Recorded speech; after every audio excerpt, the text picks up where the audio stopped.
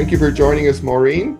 I think the first thing we want to do is acknowledge the waiver that we sent you a few days ago. So just to acknowledge receipt and you're giving consent by participating in this interview. And do you agree without reservation? I agree. Okay, thank you. Welcome everyone to the AMTEC History series, where we talk about to the leaders and the memory keepers for the Association for Media and Technology in Education in Canada, which began in the early 1970s. AMTEC was a driving force for the use of educational technology in classrooms in Canada until it dissolved and partnered with the Canadian Association for Distance Education in 2007 to become the Canadian Network for Innovation in Education, CNIE. This series is part of an AMTEC History Project begun in 2021. The project was created to recognize the pioneers of educational technology in Canada and to promote the stories and the past experiences of these pioneers. My name is Chris Crowley, and I'm currently with the University of British Columbia. My AMTEC experience goes back to the mid-1990s, where I was a member and on the board of directors, and also as a Commonwealth Relations Trust bursar. Today, my co-hosts are Cindy and Diane. You guys want to introduce yourselves? Sure, I'll go ahead. My name is Cindy Ives. I'm a professor of distance education at Athabasca University. My AMTEC experience began in the early 1980s when I worked for the National Film Board. And then after a lapse of a decade and a half, I joined AMTEC again when I was working in distance education at Laurentian University. And I was involved as a member, but not a leader, through the years, and have continued to be a leader in CNIE since it was created. Hi, Maureen. Hi, everyone. My name is Diane Janes. I am a faculty member with Thompson Rivers University. I'm a coordinator with their Center for Excellence in Learning and Teaching. My AMTEC background starts as a grad student. I was introduced to AMTEC through Dr. Mary Kennedy in the late 1990s. And served as well as president of or chair of the AMTEC Trust, and also was part of the team that had the merger of CADE and AMTEC to CNIE. So thank you. Thank you, Cindy and Diane. And today we are very, very, very privileged to have Maureen Baron join us from Montreal. Maureen has had a very long as a history with AMTEC, as a member, as a board of directors, on the board of directors, as president. So maybe Maureen, you could start us off and talk about your involvement in AMTEC. It all started when I worked as a pedagogical advisor with the National Film Board of Canada here in Montreal in educational marketing and Studio G, which was then called the Multimedia Education Studio. And I had been a teacher, a classroom teacher before then. And at the time I was working on my master's in educational technology. So it was all within that realm that I worked at the NFB, and they actually introduced me to AMTEC. And they said, you know, as part of your job, Maureen, you have to get friendly with these people. They're good clients of ours. We want to maintain that.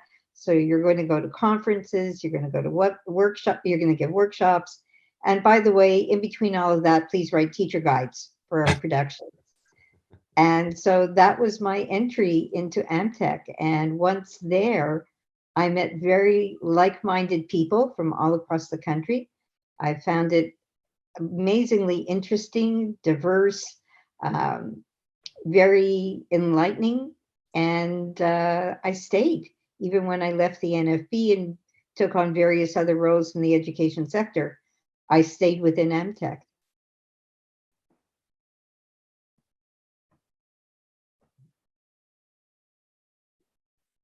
Anything else? You've covered a lot of you covered our first three questions, I think. So we're all kind of, okay, where are we on the script?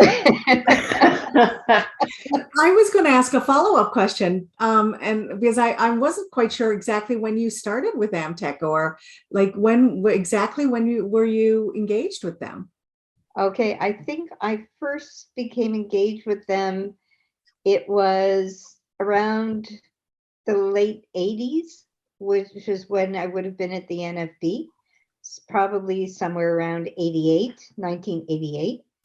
And then, but I didn't really become involved as in any kind of a leadership role until probably around 91 or 92, when Al LeBlanc, who had been on the board of directors at that time, was looking for people to start a newsletter aimed at the K-12 sector. And since that was where I came from as an elementary school teacher, and where I was basically assigned within the NFB, I took on that role. And for those of you who may know Al, he's the kind of person that once you volunteer to do something, you are on his list forever as a volunteer. And he kept calling on me for different things, and I kept saying yes because I enjoyed it. That's wonderful. So Maureen, I'm going to ask you the question about your experience as a woman in educational technology. And how did it feel? What were some of the challenges? And then ultimately, what do you think some of your accomplishments were that maybe were special as a result of that experience you had? Well, when I started as a woman, it was very lonely. And I think for me, it was doubly lonely because at the time I had young children. They were elementary school children. So I was juggling that. And most of the people who I met in EdTech, either in my courses or through AMTEC, were males. And they were older, quite settled in their professions. And here I was coming up, and I'm in the middle of changing from teacher to EdTech person. And I'm still running home because I have to feed a kid and things like that. So I felt alone on both levels, the gender level as well as the road level, the role I was playing. In my coursework, again, very few women. I became friends with one woman who was working for the Department of National Defense as a language instructor. And I think we were the only two women in many of our courses. But one thing was, I may be a short person, but I make my presence known, people have said to me. So I did not shy away, even though it was the old boys club. I insisted on being heard and insisted on being taken seriously. And I was very fortunate, the people around me, both in the courses, the faculty that I was working with, which were all male at Concordia University at the time, and within AMTEC, were very welcoming. They said, okay, this is a different viewpoint, and we're going to listen and we're going to hear it. And the other thing was, I think that made it easier for me to integrate in, or to get them past the view that, you know, here's a woman, was I could talk pedagogy, which a lot of them couldn't, but I could understand the tech or the technological side of it because of my coursework and the jobs that I had been doing. So I was able to span it.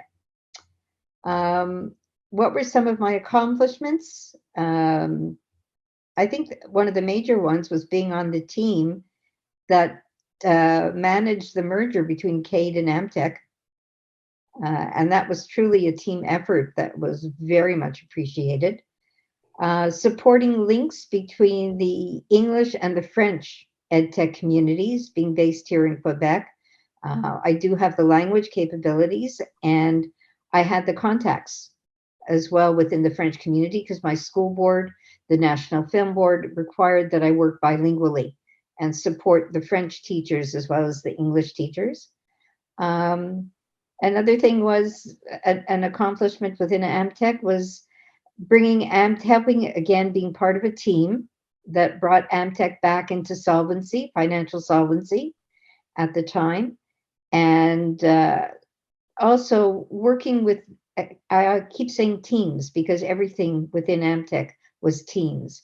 Working with teams to move the media festival from the traditional, at the time, audiovisual, slide tape productions, film strips, those kind of things, into the multimedia world. Because by the time I left, we were looking at CDs that were changing compression ratios every few months, it seemed. We were looking at DVDs. We were beginning to see what was coming down the pike with the internet. And so the media festival changing and moving forward to respond to not only what our clientele, what our members were doing, but our members who were industry people as well, and where they were going, and providing that bridge between the two groups to make sure that or not to make sure, but to help industry respond to the needs of our members, and our members understand either the limitations or the delays that the industry was going through. Thanks. I remember those days well. I remember starting a project. It was going to be CD-ROM, and then it got delayed, and then it was going to be DVD, and in the end, it was streamed. It was just, it was happening so quick. That's right. So what do you think AMTEC added to educational technology in Canada and its development, its place in K-12 and post-secondary schools? I mean, I can see you talking about trying to bridge industry and the professionals in the school systems. I think what AMTEC facilitated for me at the most important thing was the networking. And the networking between the two groups, so that the relationship really did become symbiotic and really did become partners or partnerships. Because I can remember as an elementary school teacher, when I wanted a resource, I would go to a paper-based catalog that might have been about 400 pages with an index. And if I was looking for something as straightforward as trains, yes, I would be able to find things on trains. But if I was looking for something that was a little bit, that required a broader definition, it would be impossible to find. And then I would give up and say, oh, to heck with this, and walk away. So I think it made teaching in the classroom a lot more convenient, a lot easier. The learning resources were much more easily adaptable, readily available. You could learn about them, know about them, things like that. Mm-hmm. So I'd like to follow up on this one, because on the one hand, you talked about educational technology in Canada and what made sort of how the kinds of members that AMTEC encouraged had on that. So what impact do you think AMTEC and its members had on educational technology in Canada? Okay, I think it brought a sense of reality to the field, in the sense that, I can remember one particular case where a producer at the NFB came to me with laser discs, and yes, it was a he, was touting these laser discs as the next best sliced bread thing that's going to come into the education sector. And I sat down with him and I pulled out a calculator and I said, okay, this is what it is going to cost a school system to move from VHS, which was still pretty popular, to laser discs. Do you really think that's going to happen? Do you really think that the school systems are going to have the money to do that? And I gave him an example of one particular school board here in Montreal that I was very familiar with. And I said, here's the costing. And if a school has to choose between buying books or buying new machines to show these laser discs, what do you think is going to happen? And in the end, this producer at the NFB produced what he was going to do on VHS. So I think AMTEC provided that avenue to the producers, to the educational technology hardware people, as to what was really going to fly and what really could be used in the schools. If you want to look at the other side of EdTech in terms of the research and the research that AMTEC supported in terms of how learning happens and how best to create the best learning environment for the integration of EdTech, well, where did people go to get subjects for this research, to get the contacts for the research to happen was through AMTEC. You know, we would get the calls, we would get the ethic review board documents, and we would either say, okay, here's some places you could go to try and get subjects, or we would publish it through the journals, the various publications, which were internationally known because of the quality of the research that was in there. And I think that was another huge contribution to that side of EdTech that AMTEC gave. So I remember as a grad student, one of the things that was interesting to me about AMTEC was that you could look at it as a, you know, sort of education, media and education, and look at it in a very sort of small way. But I also remember a lot of international connections to AMTEC, that folks would come to AMTEC in Canada looking for ways to connect from a larger global sense. Absolutely. And what made AMTEC even more attractive, I think, for that element or that group within our ranks was the fact that we worked English and French. So even though not everybody was bilingual, we always had somebody who was bilingual in terms of the French. And I remember there was one time when I was president, we got in an article that was in, it took us a few minutes to figure out, is this Spanish or Portuguese? But we realized in the end it was Spanish. And we did look into getting official translation so that we would publish that as well. So we were open to the international EdTech community and the research that was out there, as well as just what was in Canada. And that, of course, brought up the Canadian profile even higher internationally, because people outside of Canada knew that there was this other place to look for publications, either to be published or to read publications. Thank you.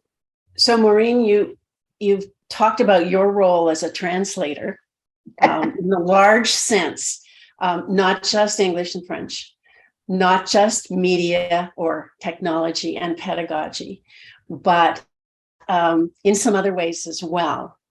I wonder if you also had the experience of translating expertise to the next generation.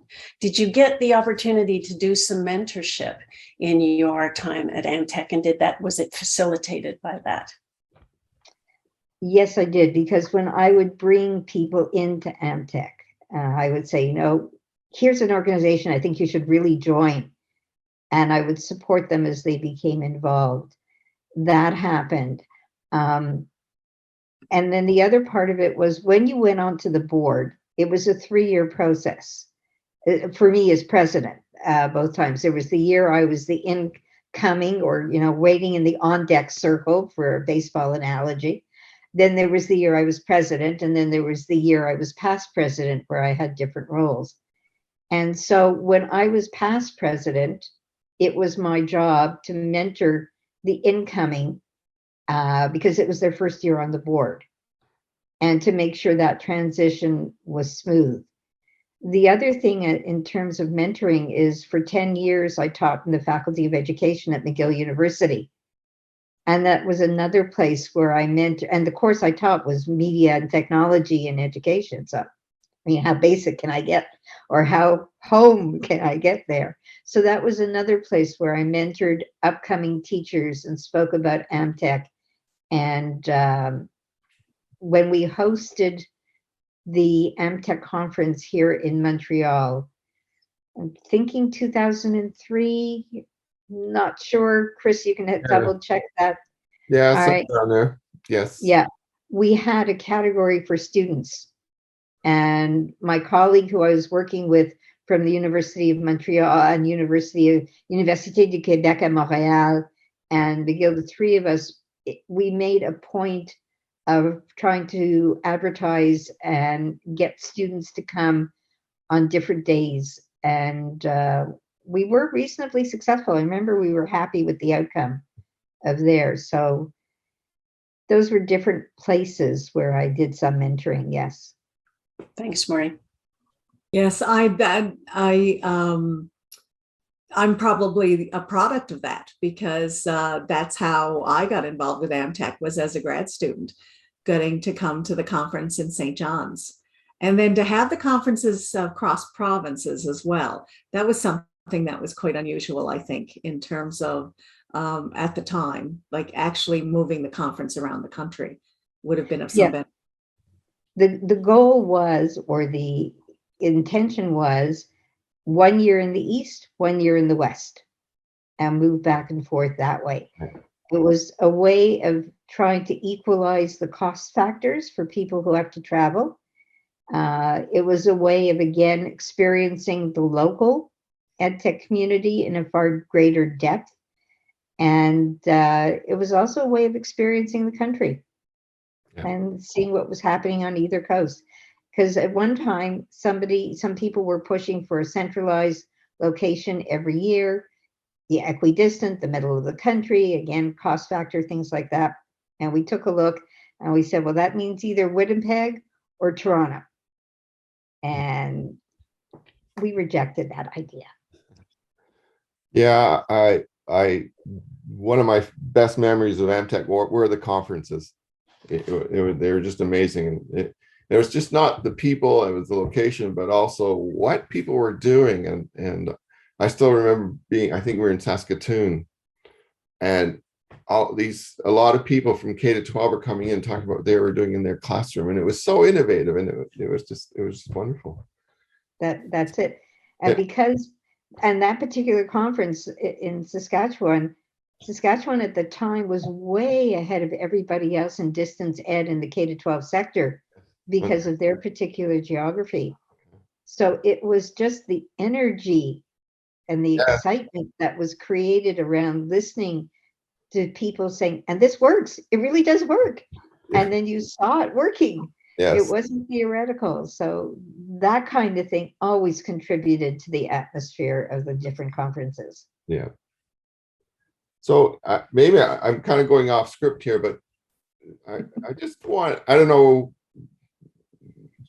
I want to look at kind of the driving force that took AMTEC and CADE, and what were the things that happening that caused the CNIE to be formed? Like there were things happening in the sector. I think we had two parallel organizations, lots of overlaps, and I know when I was an AMTEC member, before it all happened, there were always talk of maybe combining the organizations. So I wondered if you could talk about how that process evolved.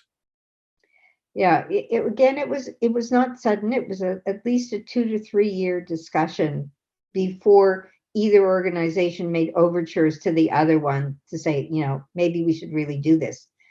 On the AMTEC side, one of the key factors was a drop in membership. And any organization, once you get below a certain level of membership, you cannot self-sustain. You have to make cuts, you have to reduce services, and you get to the point where you say, well, what are we here for? Mm-hmm. And AMTEC didn't want that. And we took a look and we did an in-depth analysis as to why membership was dropping so drastically from year to year. I mean, it may have only been 10 or 15 members, but when you only have 250, that adds up pretty quickly. And we saw that across the country, school boards were closing what was called the audiovisual centers. It was a cost-cutting factor. Mm-hmm. And they were disseminating the resources into libraries. And very often we found the librarians were not equipped or trained to deal with the ed tech stuff that they were now given to manage. It became more of okay, here's another collection I'm going to manage, rather than ed tech resources that I'm going to collate and train people on. Mhm. And then the other factor, again, the drop in membership, was retirements. People who had started in the field in the 50s and the early 60s were now retiring, and they were not being replaced. Mhm. Different decisions were being made. At the university levels, we were finding, again, it was cost cutting, Yeah. and things were being combined. And again, positions were disappearing. So we did it again, continuing on our analysis. We said, these people are not being replaced.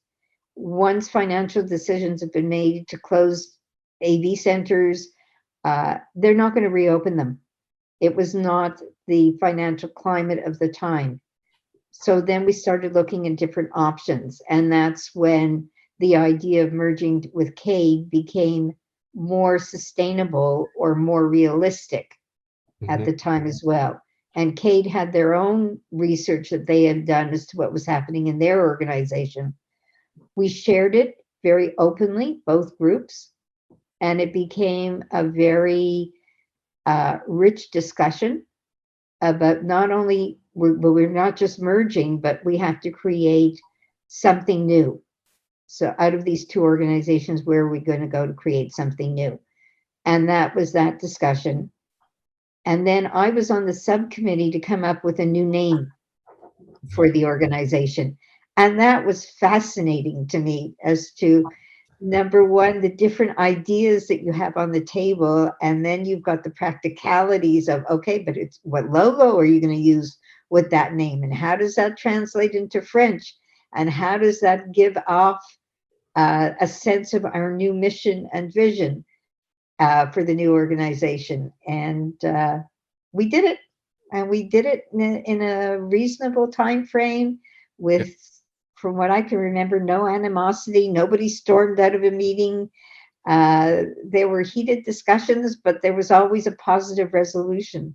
And again, I think that comes back to the whole idea of teamwork Yeah. and networking. That was the basis of everything in the organization. Yeah. Yeah. Wow. Yeah, I remember that. I remember that as being challenging times. So And it's worth noting that many of us were members of both CADE and AMTEC in those days. Yeah, that's right. And as technology was growing and developing in new directions, distance education and technology and online technologies were sort of merging as well. But you're right about, in terms of the cost-cutting piece, organizations like the university I worked for at the time said you can pick one, right? You can only be a member of one professional organization that we'll pay for. So which one do you want? Well, then it got challenging from the membership perspective as well.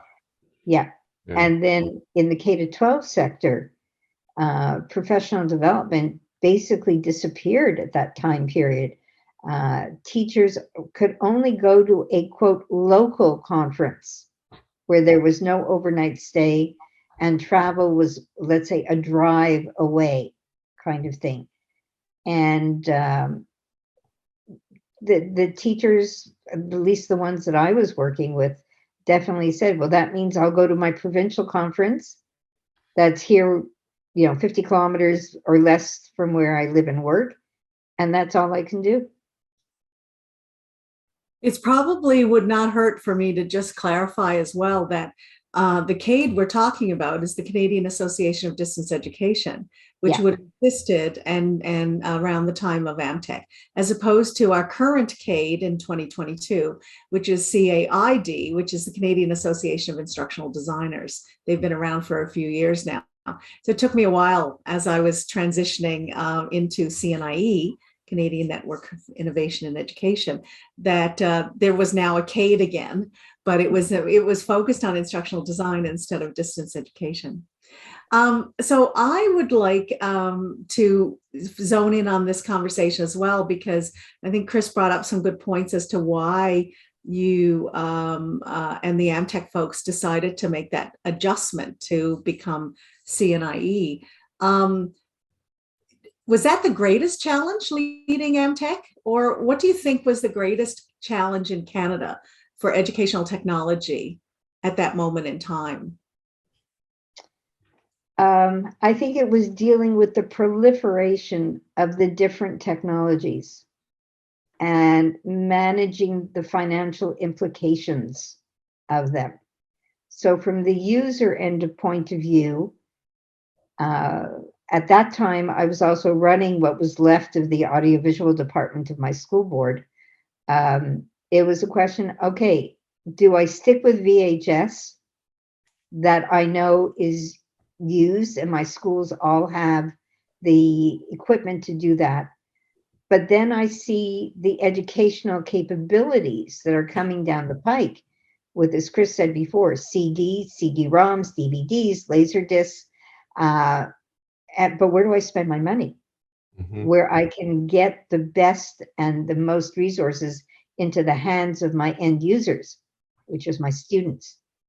So that was a huge challenge from the user point of view. From the AMTEC point of view, it was, okay, we've got, for instance, at a conference, we've got all of these producers who are coming in and they want to showcase their newest toy. I'll call it the newest toy at the time. And we have, for instance, 30 slots for presentations at the conference. We can't give out 28 of the slots to this producer's got a new laser disc and this one's got a new piece of equipment that's going to do XYZ. So we became very, it was a split, like, do we support the industry and show as much as possible to our end users as to what they could think about using in terms of the hardware, in terms of its integration into the technology? Or do we try and strike a balance? Those were questions we grappled with constantly. It seems like every month at the board of directors meetings, that's what we were talking about. That was one item on the agenda all the time.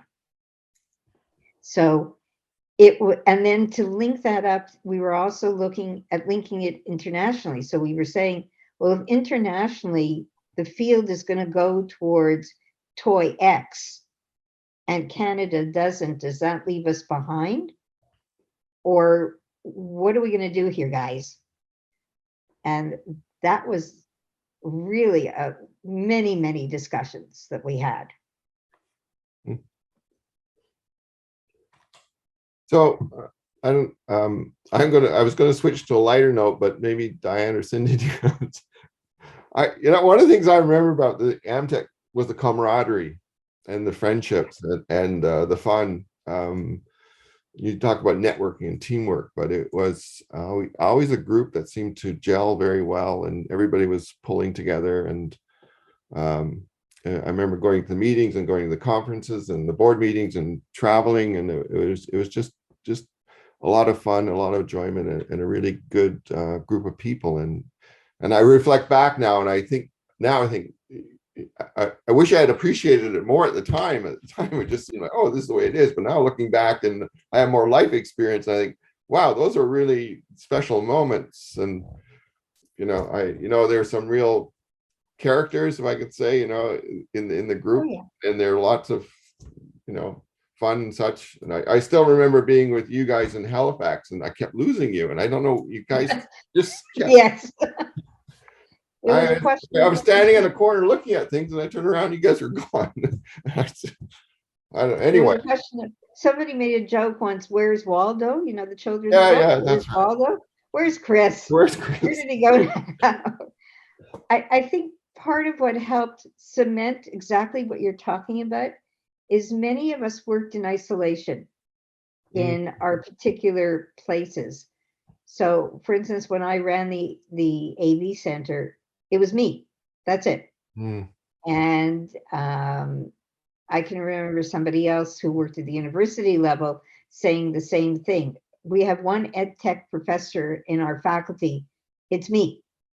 That's what he said. So when we got together at an AMTEC conference, just the fact that, oh boy, there's all these people who do the same thing I do, or oh boy, look at them, they think like me. And that was before video conferencing. Yeah. So that was where you met the like-minded people. And therefore, when you got back home and you had a problem or you had a question or an issue or whatever, you could email these people and they understood and they answered you. And I think that certainly helped cement it.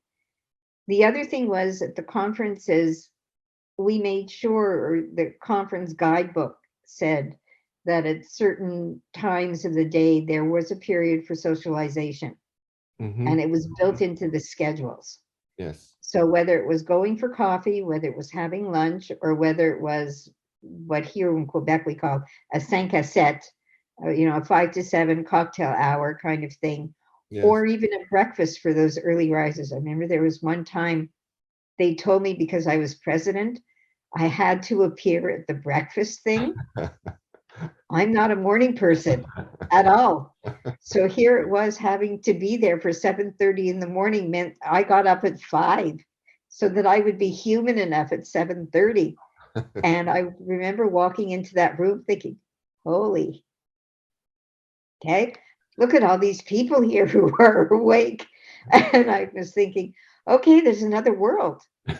But people were there and they were networking and talking, and it just flowed from there. Yeah. Yeah. The other thing was the board of directors meetings. When we brought somebody on board, we looked into the person's background. We looked into the person's interests so that we would know we would have a balance in terms of representation on the board.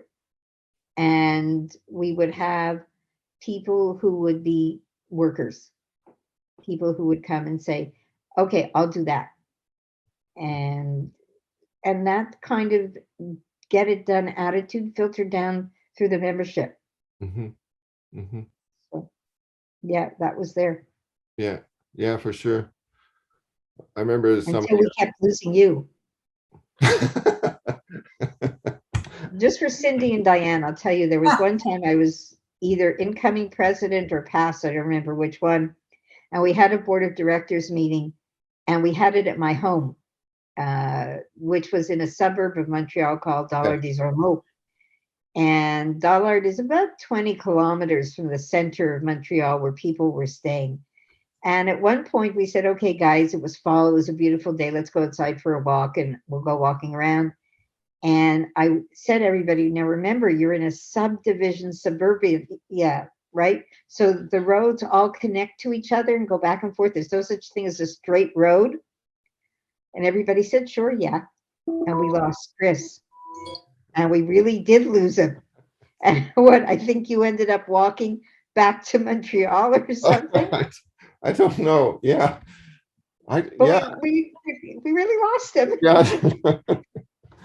I couldn't have walked back to Montreal. Oh my God. Yeah, I don't know. I must have found you guys somewhere somehow. Yeah, I think you eventually turned up, but it was more than an hour after we had all gone back to the house to finish the meeting, kind of thing. It was just such a it's such a beautiful area. Just looking at scenery and yeah. Well, I'm thinking that and maybe Cindy and Chris can let me know this, but I think we've asked all of the questions that we wanted to ask you, Maureen. And I'm just wondering, is there anything that you wanted to sort of end the conversation with, something that we haven't addressed yet, or something that you really wanted to make sure future researchers or students of educational technology in Canada would remember about AMTEC or about your time there? I'm just looking over my notes that I had put out there. I think a key thing about AMTEC was that these were people who were not afraid to try things. They were not afraid to share, whether the results were positive or negative. It was a network of people across the country, supportive of not just the practitioners, those who are in the classrooms, but the innovators as well, those who are sitting in the labs, tinkering, building the new toys, and those who were building or creating the learning resources that would be the bridge in between the two groups. it was truly a pan-Canadian network of people who were there for each other, for the field, and for the end user. And I think that, to me, was the most important thing. Mhm.